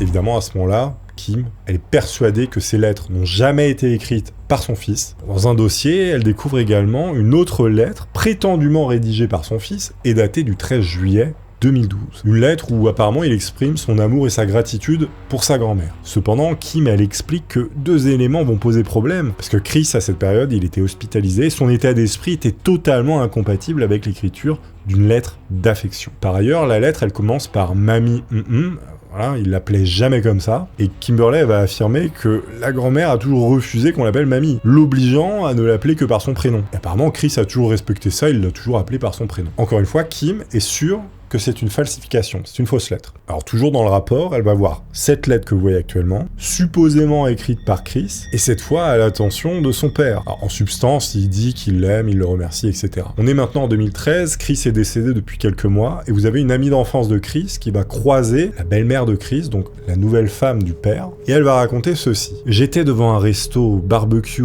à Arlington West, en train d'attendre ma commande, quand la belle-mère de Chris est passée devant moi. Dès que je l'ai vue, j'étais tout excité. Je lui ai demandé comment allait Chris. Je ne l'avais pas vu depuis longtemps. Elle m'a répondu mot pour mot: ah oui, il est mort. Mais sinon, tout va super bien pour moi. J'ai lancé un nouveau business et il y a plein d'opportunités, c'est super excitant. J'étais complètement choqué. Je me disais que c'était une blague. Alors je lui ai dit: attends quoi, mais il est mort? Je suis désolé. Elle a finalement haussé les épaules et continué de parler d'elle. J'ai été complètement sous le choc. Je n'ai aucun souvenir de ce qu'elle m'a raconté après. Le ton qu'elle a pris, l'expression de son visage quand elle a dit que Chris était mort, c'était comme si elle parlait de ce qu'elle avait mangé la veille. Je n'ai jamais été autant bouleversé. T'as la belle-mère qui parle de ça comme si, il s'était rien passé, quoi. Le 1er avril 2014, Kim va rédiger un courrier au procureur demandant l'ouverture d'une enquête pour homicide. Elle ne recevra aucune réponse. Là, le courrier que je vous montre, c'est des documents que Kim nous a envoyés. Le 6 août 2014, l'affaire va être présentée au grand jury du comté d'Ellis pour déterminer si une enquête plus approfondie est nécessaire. Et Kim va raconter: Monsieur le procureur a demandé à son huissier de nous enfermer pendant 4 longues heures dans une minuscule salle d'attente de 2 mètres sur 3 avant de m'appeler à la barre. Dans cette pièce, nous avons remarqué un appareil très étrange fixé au mur que nous n'avons pas réussi à identifier, mais que nous soupçonnions être un dispositif de surveillance. Nous avons choisi de fermer les yeux et de dormir durant 4 heures plutôt que de parler. Lorsqu'elle est appelée, Kim, elle présente ses preuves et son témoignage, et l'audience, elle va durer environ 6 heures. Le jeudi 7 août 2014, le département de police reçoit une lettre du procureur du comté qui indique que le grand jury ne retient aucun fondement ou accusation de Kim. L'affaire, elle est alors classée et renvoyée à la police. Suite à ça, le média CBS News va s'emparer de l'affaire et va publier un article. Après avoir échangé avec Kim, il lui propose de l'aider à obtenir des éléments de rapport d'enquête, notamment via le FOIA, qui est le Freedom of Information Act. C'est une loi américaine qui permet à tout le monde d'avoir des infos. Ça permet à n'importe qui, d'après cette loi de 66, de demander certains documents détenus par des agences fédérales, comme par exemple des rapports de police, mais aussi des autopsies, des emails, ou d'autres éléments liés à des enquêtes. Comme ça, tout le monde peut consulter et il n'y a rien de caché. Et c'est justement comme ça que Kim va découvrir ces choses-là. Le 28 février 2014, le commandant de la police et le sergent vont se rendre au domicile de la grand-mère. À cette occasion, elle va leur remettre plusieurs documents supplémentaires, notamment des confirmations de commandes et des annulations liées à 3 autres achats de cyanure que Chris aurait tenté de faire. Mais en 2014, on est 2 ans après les faits, quasiment. Le premier document, il est daté du 9 avril 2012. Il s'agit d'un reçu d'achat de cyanure qui provient d'Amazon. Problème, lorsque Kim contacte Amazon, Amazon confirme que le mail associé est celui de la grand-mère et non celui de son fils, Chris. Bon là, Kimberly, elle a pas pu nous donner des documents pour étayer ce que je raconte. Alors le deuxième document, c'est un email que voici, qui est daté du 25 juillet 2012, que la grand-mère affirme avoir envoyé à un fournisseur de produits chimiques. Il explique qu'une personne qui est dans un état un peu critique a utilisé sa carte sans autorisation pour tenter d'acheter du cyanure et demande l'annulation de la commande. Pourtant, Kim, elle précise que ce vendeur de produits chimiques dit n'avoir jamais validé cet achat, n'avoir reçu aucun paiement, ni même cet email informatif mentionnant une personne en difficulté. En revanche, il confirme avoir rejeté cette tentative d'achat et avoir envoyé 30 juillet 2012, un email précisant qu'ils ne vendent pas à des particuliers. Le troisième document, c'est un email que la grand-mère a envoyé à la police le 28 février 2014, à la suite de leur entretien. Elle leur dit avoir dû reconstituer la confirmation de commande et le reçu bancaire d'un achat de cyanure daté du 3 août 2012 auprès d'une entreprise, expliquant que les originaux avaient été volés chez elle. Il est écrit dans le mail, comme demandé, voici les informations sur les commandes de cyanure faites en août 2012. J'avais annulé immédiatement la commande, mais à cause d'une erreur système, le colis a quand même été expédié. J'ai dû reconstituer la commande en me basant sur les informations du site du vendeur. Donc elle aurait manipulé finalement les documents.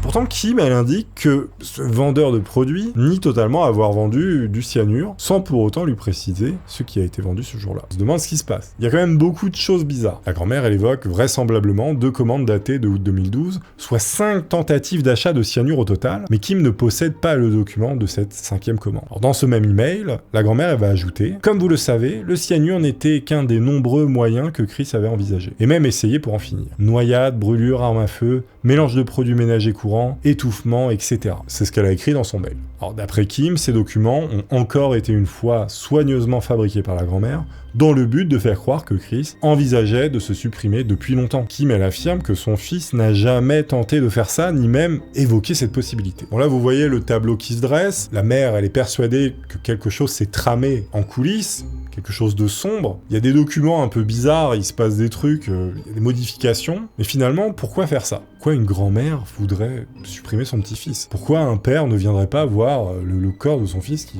vient de partir? Pourquoi tout ça a été fait à la va-vite? Dans le rapport, Kim, elle apprend également que le père et la grand-mère avaient accepté de se soumettre au détecteur de mensonges, mais à une condition, que Kimberly, la mère de Chris, en passe un aussi. Le problème, c'est que Kim, elle va dire que finalement la police ne lui a jamais proposé de passer ce test. 18 octobre 2014, elle va déposer plainte auprès de l'ordre des avocats de l'État du Texas contre le procureur du comté. Dès le dépôt, vous avez une procédure qui va s'enclencher. La plainte, elle est d'abord examinée pour déterminer si elle contient, à première vue, des faits pouvant constituer une faute professionnelle. Alors si c'est le cas, elle est classée comme plainte formelle. Sinon, elle est considérée comme une simple demande d'information et rejetée. Sa plainte sera rejetée. Fin 2014, Kim va contacter un journaliste pour que l'histoire soit rendue publique, pour que ça avance. Après quelques échanges d'emails, le journaliste il refuse de faire un article. Il évoque le refus du procureur. Kim, elle répondra à cela. Il est évident que le procureur s'oppose à la publication de cet article, probablement parce que les accusations de mauvaise conduite ou faute le viseraient directement lui-même ainsi que son département de police. Plutôt que de transmettre la vérité aux citoyens du comté, le procureur a préféré diffuser une version profondément altérée, conforme à la narrative qu'il souhaite imposer aux citoyens. J'ai également contacté CBS, donc là c'est un journaliste qui répond. Oui, il est très inhabituel de la part d'un journaliste de demander une approbation avant de publier. En revanche, il n'est pas surprenant qu'il consulte le procureur pour obtenir des commentaires. Encore une fois, Kim trouve ça très suspect que le journaliste demande l'approbation du procureur avant de publier quoi que ce soit. En 2014, Kim va faire appel à un détective privé pour qu'il fasse un peu la lumière sur tout ça, et il va rendre une conclusion que voici. À moins que je ne manque de certains documents, je pense que l'absence d'une enquête complète est un sérieux manquement. La chambre où Chris est décédé aurait dû être isolée, et un des experts en scène de crime, formé par la police municipale, aurait dû être appelé pour analyser. À minima, un plan de la pièce aurait dû être dessiné. Tous les objets dans la pièce auraient dû être photographiés, ou alors une vidéo. Cela aurait montré la bouteille de Gatorade, qui aurait dû être collectée et testée pour son contenu et ses empreintes. Position de Chris tel qu'il a été trouvé aurait également dû être photographié plusieurs fois. Puis il aurait dû être retourné et photographié à nouveau. On aurait dû faire l'inventaire de l'armoire à pharmacie, ainsi que tout ce qu'un enquêteur formé en scène de crime aurait jugé important de faire. Des entretiens auraient dû être menés avec ceux qui étaient présents ou l'avaient vu récemment. La grand-mère, le père, l'ami, le voisin. La question d'une assurance vie aurait dû être soulevée également, et une enquête sur un décès inclut des questions telles que à qui bénéficie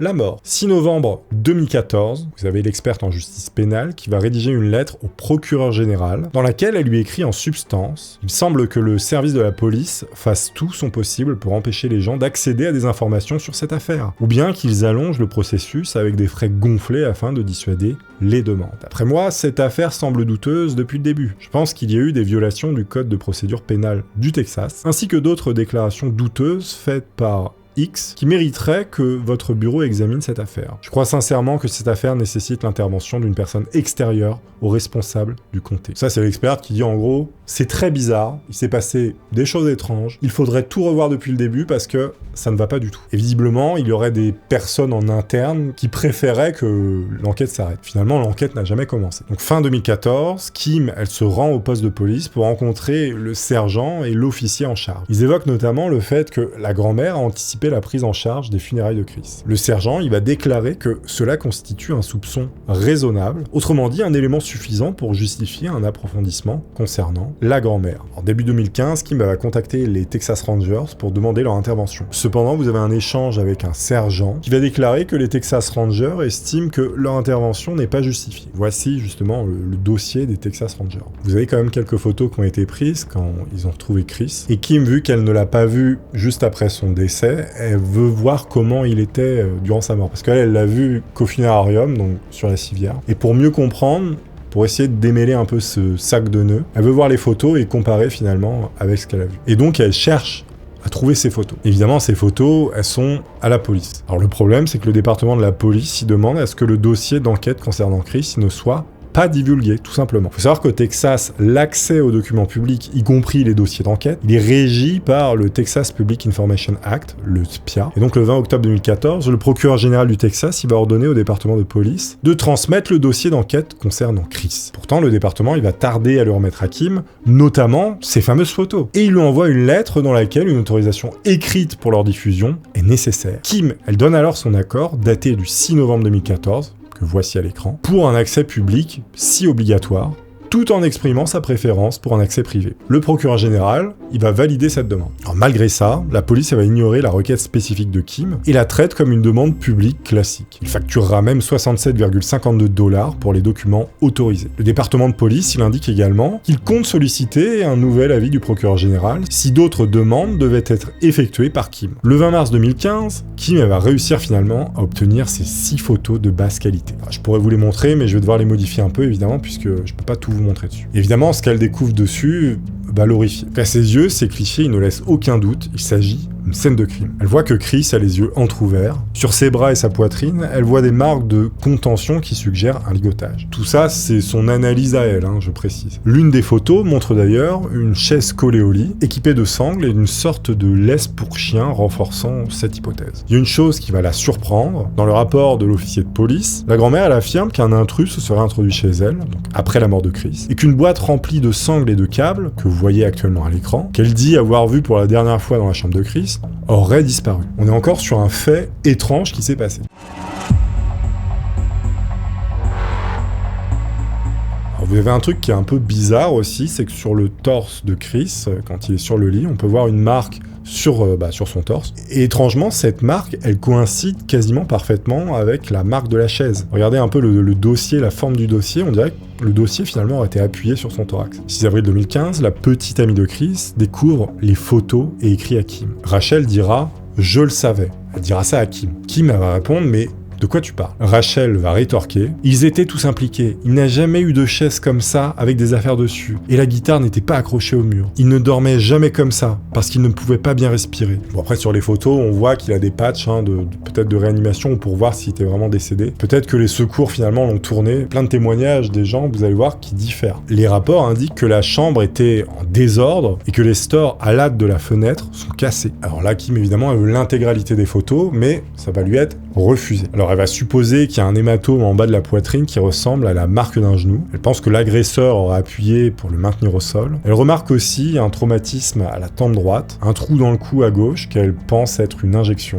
mais aussi des marques de strangulation, un hématome sur le côté du genou droit, de fortes rougeurs autour du nez et de la bouche. Elle va également remarquer cette tache sombre au niveau de l'aorte, puisque le légiste dira que son aorte était ouverte. Mais ce n'est pas tout, parce que le Bermuda que porte Chris, il est étonnamment propre. Beaucoup trop pour quelqu'un qui aurait agonisé pendant 2 jours. Sur ses lèvres, qu'elle a prises en photo au funérarium, elle dit voir une sorte de particule, elle dit que c'est du sel de cyanure. Elle remarque également ce qu'elle considère être une double lividité. Double lividité, ça veut dire que le sang, il va stagner quelque part, mais si on vous bouge entre-temps, il va stagner ailleurs, donc ça va faire une double lividité à 2 endroits différents. Ça veut dire qu'on vous a bougé. C'est surtout la question de la position dans laquelle on a retrouvé Chris qui va beaucoup l'interroger. Chris est donc allongé sur le dos dans son lit.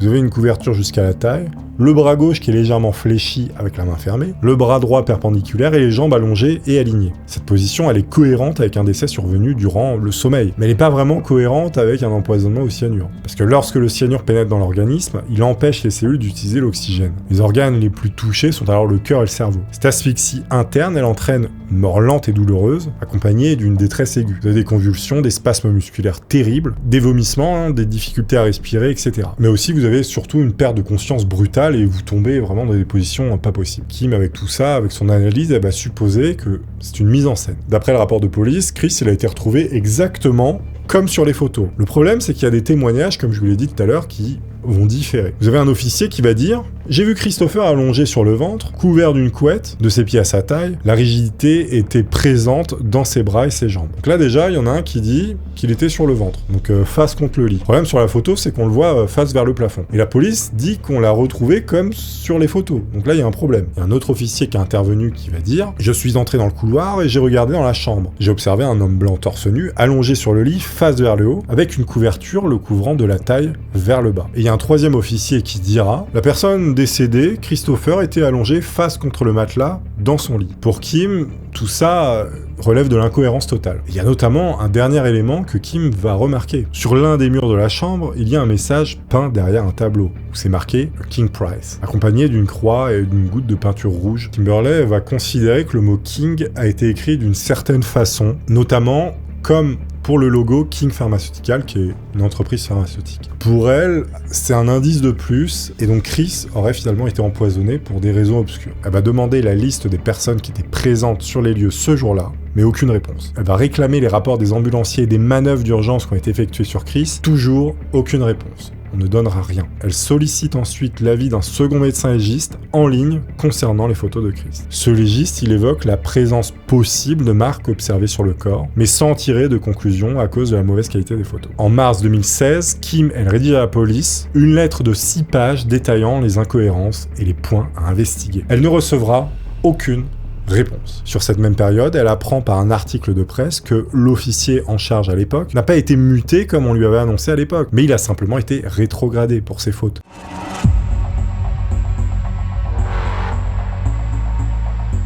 Vous avez une exposition qui s'appelle Real Body à Las Vegas qui va proposer justement l'exposition de corps qu'on dit plastiné. C'est une exposition très particulière mais surtout unique dans l'anatomie humaine grâce à des corps réels préservés par plastination. Cette technique révolutionnaire développée par l'anatomiste allemand Günther von Hagens en 1977 consiste à remplacer tous les fluides corporels par des polymères plastiques. Il y a une vidéo du processus sur l'école, je crois, dans laquelle il enseigne. Je ne peux pas vous montrer tout ça ici parce que c'est abominable. Vous pouvez aller voir éventuellement, vous mettez plastination, vous verrez le processus. Attention, c'est vraiment horrible. Le processus, il va débuter par une déshydratation complète du corps dans un bain d'acétone froid, suivi d'une imprégnation sous vide où les polymères liquides vont pénétrer dans chaque cellule. Alors une fois que ça durcit, le corps il devient rigide, inodore, et il peut se conserver indéfiniment. Il est plastifié, plastiné. Cette méthode qui est initialement conçue pour la recherche médicale, les étudiants en médecine ils peuvent ainsi s'exercer sur des spécimens plastinés qui vont conserver parfaitement la texture mais surtout la structure des organes. Ce qui offre une alternative qui est un peu plus pratique, on va dire, que le traditionnel cadavre dans du formol. Günther, donc le gars qui a inventé cette technique, il va la populariser avec sa première exposition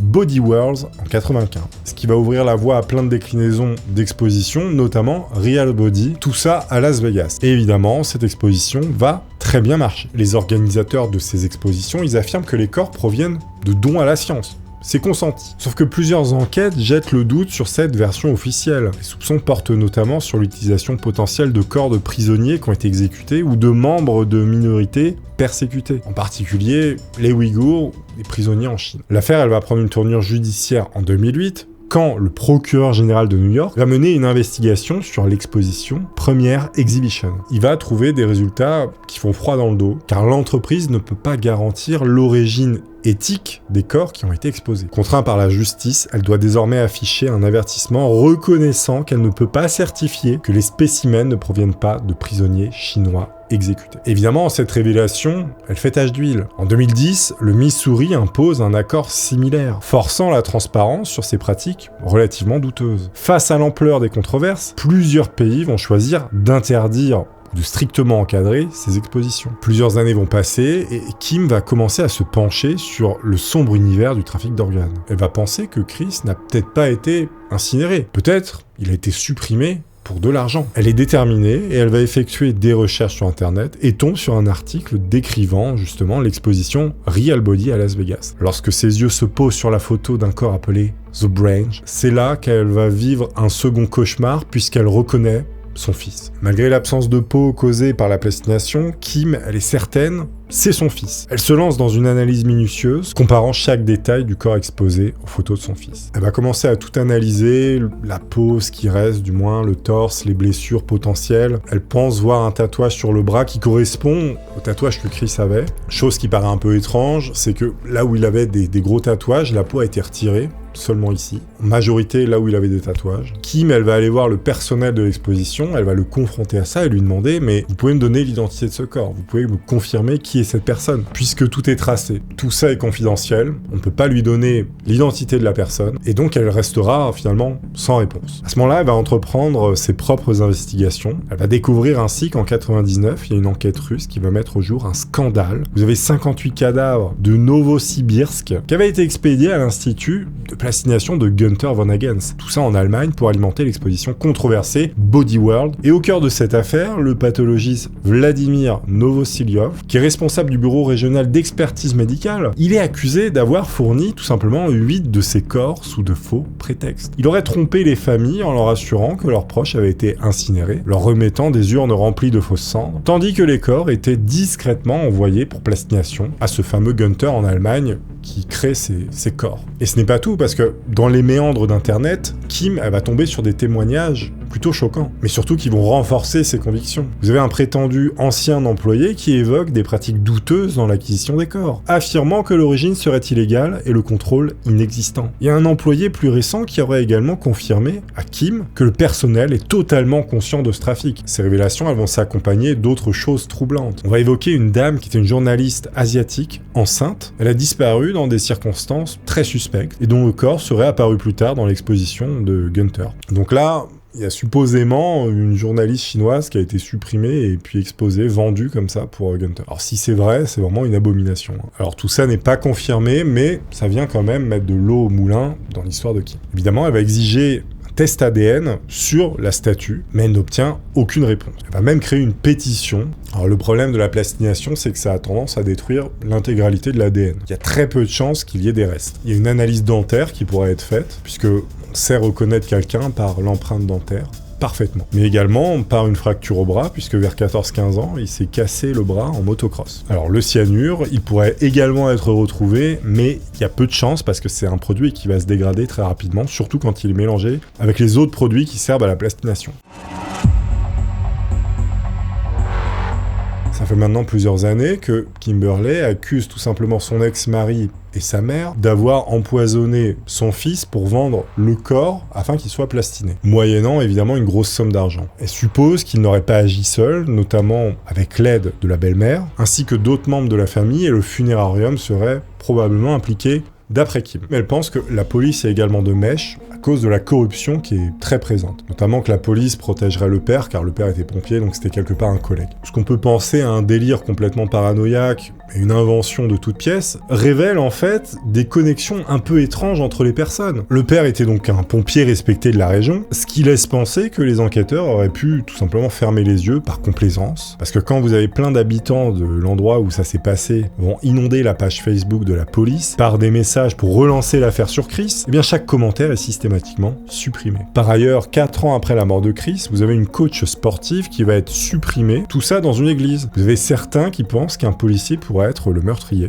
D'autant plus que l'enquête a été encore plus opaque et encore plus lente que pour celle de Chris, qui n'a finalement pas existé. La réputation de la corruption de la police de cet endroit, c'est un réel sujet d'inquiétude pour les habitants depuis de nombreuses années. C'est là que les connexions sont un peu étranges d'après Kim, parce que le procureur du district qui a conclu devant le grand jury que l'affaire de Chris relevait d'une autosuppression, recevait selon Kim des financements de King Pharmaceutical. Plus précisément, l'argent proviendrait d'une société qui est liée à King Pharmaceutical, qui partage la même adresse que le cabinet d'avocats du frère de la belle-mère. La belle-mère qui a épousé le père de Chris en 95, elle travaille dans une entreprise médicale qui a lancé un antidote contre le cyanure. Alors d'après Kim, elle aurait eu son fils de sang, avec un avocat qui s'appelle Monsieur G. Et donc cet avocat est le mari de la juge qui a traité le dossier de Chris concernant l'Excel Academy School. En clair, le juge était lié à la belle-mère avec son mari. Et normalement, il n'aurait pas eu le droit de s'occuper de cette affaire puisqu'il y a conflit d'intérêts. Et là, Kim va trouver encore autre chose. Le second policier qui est chargé d'enquêter sur la mort de Chris, qui est le sergent Monsieur S, eh bien c'est le beau-fils d'un membre de la famille de cette même juge. Là où ils étaient, c'est pas une petite ville, c'est pas un village où tout le monde se connaît. Donc. Et là, Kim va relever un dernier élément concernant le fils biologique de la belle-mère, parce qu'il va bénéficier d'un nouveau fonds fiduciaire peu de temps après la mort de Chris, qui est appelée fiducie de bienfaisance, et après je peux pas mettre parce qu'il y a une nom de famille. Ce nom, il est domicilié à la même adresse que le cabinet d'avocat de son oncle. Par ailleurs, la pension alimentaire qu'il verse à son ex-épouse augmente fortement et soudainement. Kimberly, elle est sûre que la plupart de ces gens-là ont participé à la suppression de son fils pour ensuite le revendre afin qu'il soit exposé dans Real Body. Et donc en 2016, elle va lancer une nouvelle pétition qui est adressée au procureur du comté. Cette pétition, elle vise à demander l'inculpation du père de Chris et de la grand-mère pour plusieurs chefs d'accusation graves, notamment falsification d'un testament de fin de vie, d'une rédaction d'une fausse lettre d'autosuppression, d'une fabrication de fausses lettres d'amour, de modification de reçus d'achat de cyanure, de falsification de signature de Kim elle-même sur l'une des fameuses lettres diffamatoires. Résultat,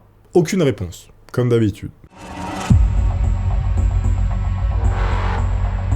Alors depuis 13 ans, la vérité sur les circonstances de la mort de Chris, c'est devenu une obsession pour sa mère. Elle traque chaque détail, chaque incohérence. Pour elle, un piège machiavélique s'est progressivement refermé sur son fils dès son entrée dans l'Excel Academy School. Dans le journal intime de Chris, sa mère va découvrir qu'il dresse un portrait sans équivoque de sa grand-mère chez qui il vit. Il écrit qu'elle ne prend pas soin d'elle, mange mal et fume 2 paquets par jour. Il écrit que son mari la trompe et qu'elle fuit la réalité. Selon lui, elle vit dans l'amertume et le ressentiment. Elle se contente de donner de l'argent plutôt que de l'amour et refuse d'essayer d'améliorer ses relations avec les autres. Donc comme vous le voyez, il y a énormément de questions, mais de choses un petit peu bizarres qui sont produites, notamment est-ce que le père était là avant que la police arrive quand ils ont retrouvé Chris décédé? Pourquoi aucune enquête criminelle n'a été ouverte alors que la procédure l'exige? Pourquoi aucune collecte de preuves n'a été faite? Pourquoi le père a été autorisé à rester? Et pourquoi la grand-mère s'est constamment opposée à toute hospitalisation? Est-ce que Chris a-t-il vraiment été incinéré? Finalement, Chris a-t-il été empoisonné par sa propre famille?